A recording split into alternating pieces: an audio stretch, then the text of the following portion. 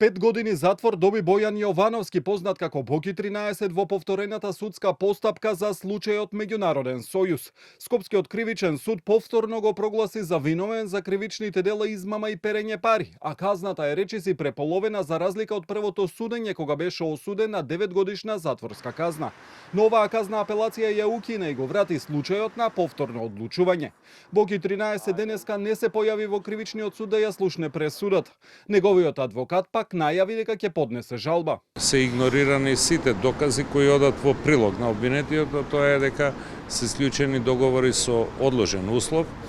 Во граѓанското право е тоа битен елемент и сите странки кои биле потписници на тие договори знаеле дека се работи за договор кој ќе стапи во сила откако ќе настане условот, а тоа е обезбедување на градежно земјиште и други елементи кои биле предвидени во тие договори, така да и лицата кои се јавуваат како оштетени сето тоа го знаеле.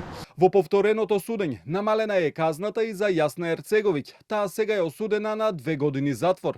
Христина Блажевска доби условна казна затвор од 1 година за перење пари, а таткото на Боки, Миле Јовановски, исто така е осуден на условна казна затвор од година и пол. Правното лице Меѓународен сојуз е казнето со парична казна од 1 милион денари.